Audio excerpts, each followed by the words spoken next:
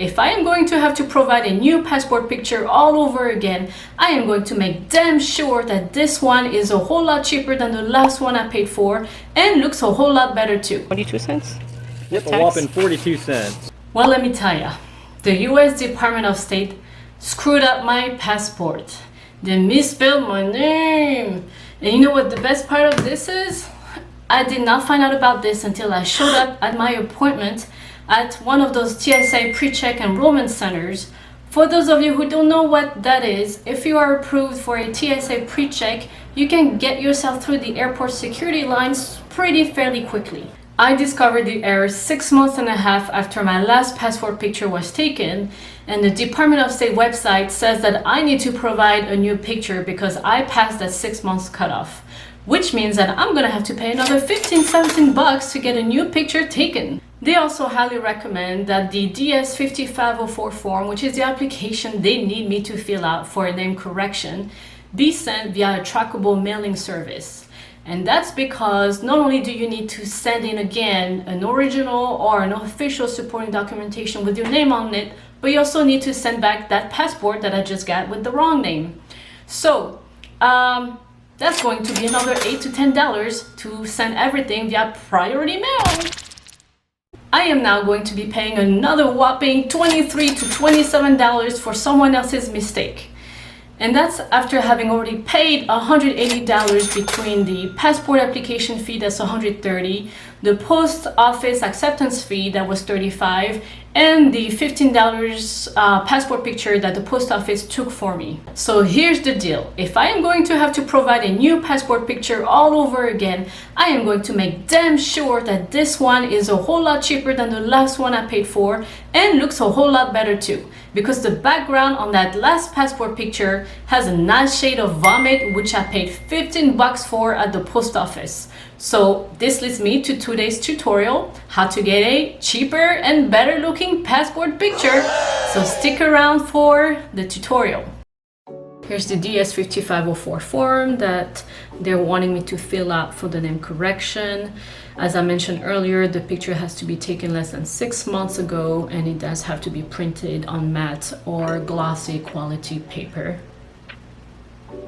Jumping over to the travel.state.gov website, they do have a software called Photo Tool. A word of caution, you do need to have the Adobe Flash Player version 10 in order to use all of the features it has.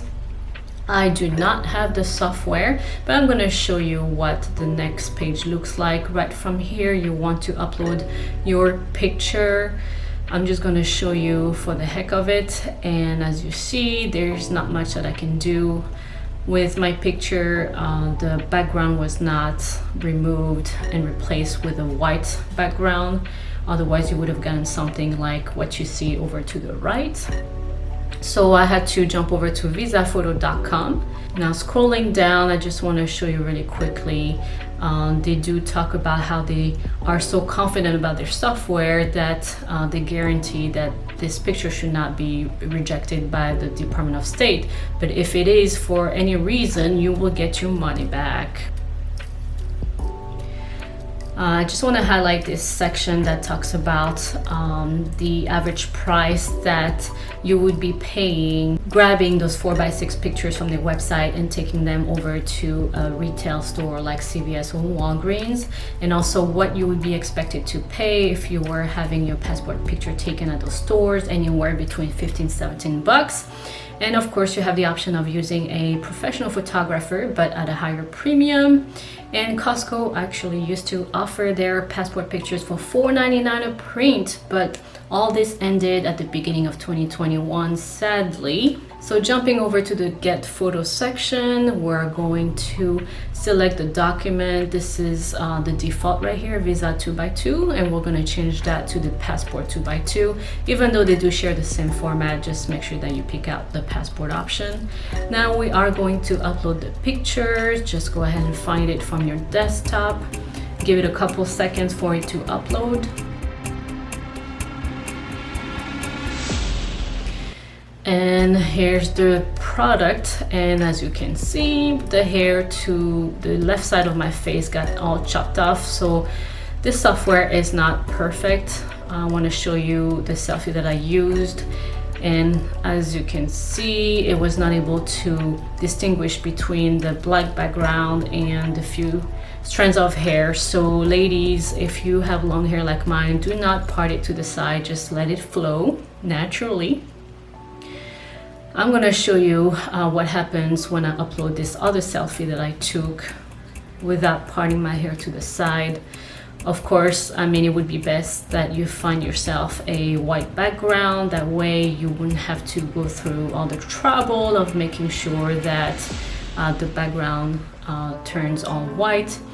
Here's the second picture. Again, it's not perfect. You still see the car seat in the back. I took this selfie in my car, so we're gonna have to use a different method, and that's why I'm doing this tutorial, because this could be your situation. Jumping over to the Removebg website, you can upload your picture right from there, and what it'll do is remove that background for you and turn it all white. The result was a little bit better than the Visafoto.com, but as you can see to my right side, you still see some of the car seats. So what we're going to do is click on the erase option and change the brush size so that I can carefully remove any of the car seats left over. Now, you know, if you end up taking off a little bit too much, no worries there. You can always undo your change by clicking on that back arrow, or you can click on the restore function and fill in the space that you took off. And you can change your brush size as well, make it a little bigger. So I think overall this worked out the way I wanted it to. Now I'm downloading the image onto my desktop. Again, I'm doing this very quickly for the purpose of this tutorial, so I know it was not a perfect result. I did use another picture. Okay, so let's do this again. Back to the Visafoto.com website. We are going to upload this new edited picture. And here it is. That's a whole lot better than what we got last time. So I'm going to click on continue to download, and this is where you will submit your payment information. You will get 2 files, by the way, once you check out. As I said, it's $7. If you do have a promo code, great. I did not have one. So you do see all these watermarks, but that will be all gone once you check out. Here's the email from Visafoto.com. You will have a link that will take you to the file without the watermarks, or you can download them straight from your email, as they will be there as attachments. Go ahead and save them on your desktop. So I'm only saving the 4x6 print because this is what I'm going to use to place my order with CVS. Talking about that, let's jump over to their website, to the photo section, and we're going to locate the 4x6 prints. Go ahead and click get photos, my computer, and find your saved picture. This is really easy, guys, and it takes no time. Click done, and make sure that the quantity is 1 unless you want more. It is 39 cents for 4x6. I chose the glossy finish just because it's my preference. Here it's telling you that you can pick them up from the store the very same day. On the U-Cart page, all you will need to provide is your first, last name, and email address. You do not have to have an account with CVS to get this done. And by the way, you do not have to pay for your print online. You can just check out at the store. Once the order is ready for pickup, you will receive an email from CVS. About an hour later, I got my notification that the pictures were ready. I'm so excited to check them out. Hopefully they will turn out just fine. I think 42 cents? Yep, a whopping 42 cents. You want all the 42 cents? Yes, sir. You're gonna break the bank on this one. Yes.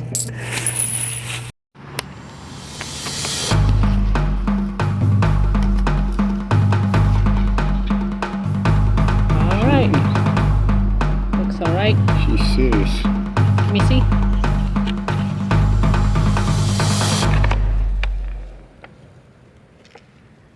Okay.